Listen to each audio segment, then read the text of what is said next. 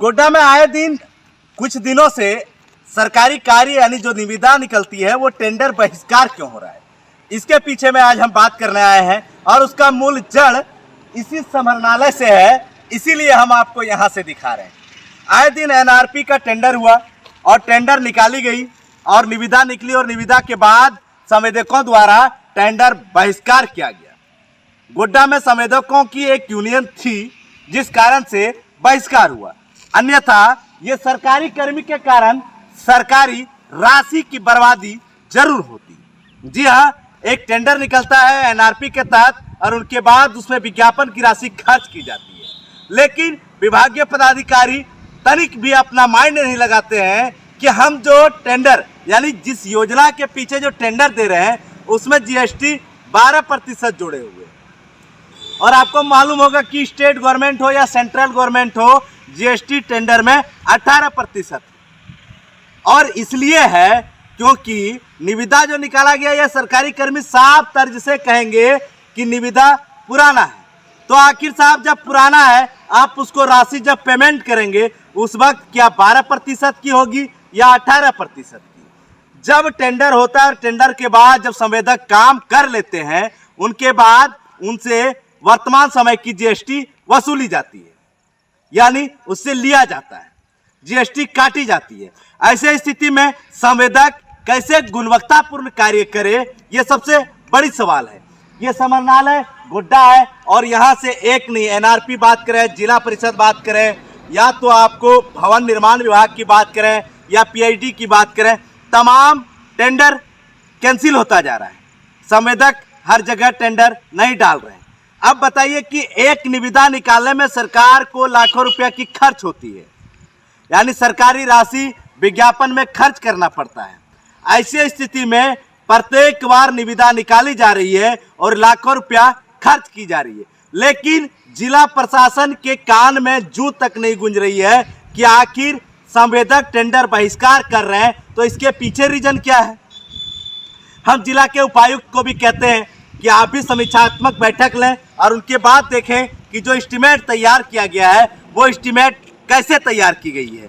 एक इंजीनियर नहीं, दो इंजीनियर नहीं, इस बिल्डिंग के अंदर कई इंजीनियर हैं जो अपना चैम्बर बनाए बैठे हुए हैं, तमाम विभाग के इंजीनियर हैं, लेकिन तमाम विभाग यही कर रहे हैं। आए दिन फिलहाल अगर हम बात कहें तो दो टेंडर कैंसिल हुआ है जो एनआरपी का था, जहां 12% जीएसटी दी गई थी और पेपर में, और लेना जीएसटी 18% है।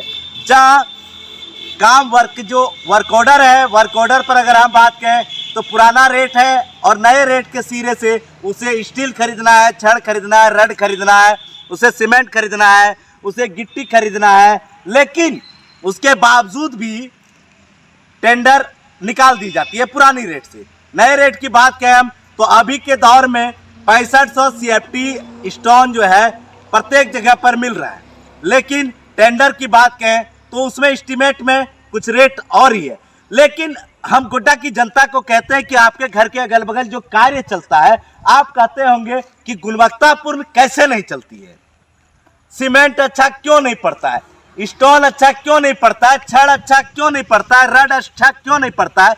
लेकिन संवेदक की भी मजबूरी है, इसको भी देखना जायज होगा कि आखिर जो ये बिल्डिंग और हवेली एस्टीमेट तैयार करता है, जो इंजीनियर एस्टीमेट तैयार करता है, वो किस रेट पर कर रहा है, किस दिन का एस्टीमेट है, डीपीआर कब का है और काम कब होता है, टेंडर कब निकाली जाती है, ये तमाम बिंदुओं को लेकर जिले के तमाम संवेदकों में बराबर बैठक चल रही है।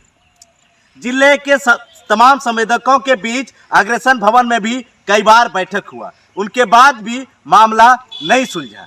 इसके बाद नगर थाने में एनआरपी की टेंडर बहिष्कार किया गया। इसके बाद कई टेंडर निकली, इस बीच में एनआरपी की निकली, अगर हम बात करें विशेष प्रमंडल की निकली, लेकिन एक दो विभाग के नहीं, जिले के तमाम विभाग के टेंडर को बहिष्कार करने के लिए जिला के संवेदक अभी तक निर्णय ले चुके हैं। अगर यही स्थिति बनी रही तो गोड्डा की विकास कैसे संभव होगी, जब कोई संवेदक किसी भी स्थिति में कार्य करना नहीं चाहेंगे। ऐसे स्थिति में बराबर विज्ञापन निकलेगी और सरकारी राशि की खर्च होगी और उसके बाद भी टेंडर नहीं होगा। जब टेंडर नहीं होगा तो जिला का विकास कैसे संभव है? ध्यान देने योग्य बात है। जिला प्रशासन को ध्यान देनी चाहिए। हम यहाँ नहीं, झारखंड के मुख्यमंत्री को भी ध्यान देनी चाहिए कि आखिर ऐसी हालात क्यों हैं। झारखंड के सचिव को भी ध्यान देनी चाहिए कि आखिर ऐसी हालात गोड्डा में क्यों बनती जा रही है। लेकिन सबसे बड़ी बात है, ये समरनालय है, मॉनिटरिंग यहाँ से होता है और जिले में कई कार्यालय हैं जिस कार्यालय में इंजीनियर बैठते हैं।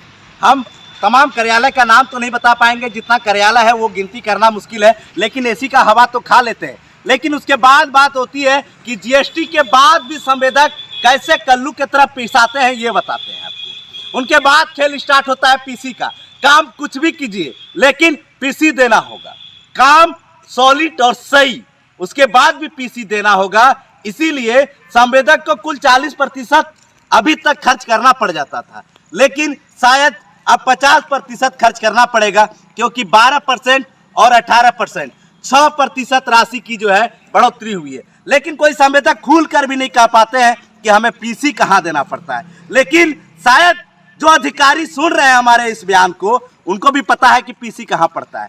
जो जनता सुन रहे हैं उसको भी पता है कि पीसी कहाँ पड़ता है। जब काम ओरिजिनल, पीसी ओरिजिनल, तो फिर जीएसटी 12 से 18 क्यों? जब जीएसटी 12 से 18 तो टेंडर बहिष्कार होगा ना। जिला में टेंडर बहिष्कार अगर हो रही है तो ये लापरवाही यहाँ के एस्टीमेट निर्माण करने वाले इंजीनियर की है। अगर जिला में बहिष्कार टेंडर हो रही है तो इसकी लापरवाही इस बिल्डिंग के सरकारी अफसर की है। अगर जिला में टेंडर बहिष्कार हो रही है तो इसकी जिम्मेवारी यहाँ की जनता की है। अगर जिले में टेंडर बहिष्कार हो रही है तो यहाँ जिम्मेवारी झारखंड के सभी भड़ुए नेता की है। ये आपको बता रहे हैं। नेता ही डीपीआर तैयार करवाता है कि हम किस योजना में कितनी फंडिंग दे रहे हैं, और वो नेता जीएसटी अच्छी तरीके से जानते हैं, क्योंकि जीएसटी उन्हीं के द्वारा, या तो स्टेट का हो यानी हर विधायक हो वो जीएसटी निर्धारण करते हैं, या तो सेंट्रल का हो हर सांसद हो वही जीएसटी निर्धारण करते हैं। उसके बावजूद भी उन्हें यह पता नहीं है कि किस वर्ष में कौन सा टेंडर निकलेगा, और उस टेंडर का जो हम डीपीआर तैयार करवा रहे हैं उसकी जीएसटी क्या होनी चाहिए। यह सबसे बड़ी सवाल है, क्योंकि न्यायपालिका के अलग यानी सांसद और विधायक दोनों व्यक्ति ऐसे होते हैं जो पूरे विकास की उनके जिम्मे में रहता है, यानी विकास की कुंजी उसी के जिम्मे में रहता है। इन्हें भी डीपीआर से पहले तैयार करनी चाहिए। संवेदक अभी तक कई बार कहे तो टेंडर बहिष्कार के इनके साथ एकजुटता भी हुई है। ये बातें चर्चाएं मीडिया पर चल रही है, सोशल मीडिया पर चल रही है, लेकिन इसके बावजूद भी गोड्डा के कोई भी नेता संवेदक के पक्ष में नहीं दिखे हैं। यानी जो गलती जिला की है, इस गलती के पीछे कोई भी नेता नहीं दिखे, लेकिन दिखते जरूर है। कब? जब टेंडर निकलेगा तो हमारे आदमी को मिलना चाहिए, इसमें जरूर दिखते हैं। आखिर ये स्थिति जो बना हुआ है, कहीं ना कहीं इन सभी नेताओं के पैकेट में भी पीसी जाता होगा। ये हम नहीं कर रहे, ये जाता होगा, ये चर्चाएं हैं। लेकिन जिला प्रशासन को इस पर ध्यान रखनी चाहिए। कुछ तस्वीर चल रही है, या तस्वीर को देखिए कि टेंडर बहिष्कार के दिन कैसे सभी संवेदक एक जिले में अगर तमाम विभाग की बात करें तो पूरा 152 संवेदक हैं। लेकिन क्या 152 संवेदक द्वारा जो निर्णय ली गई है ये कब तक सुनी जाएगी जिलाधिकारी द्वारा, या तो अगर हम कहें यहाँ के नेताओं द्वारा, ये सबसे बड़ी सवाल है। लेकिन क्या इनके बाद जीरो लाइन्स यानी इसको कहें कि एस्टीमेट का जो रवैया है वो एस्टीमेट सुधरेगा?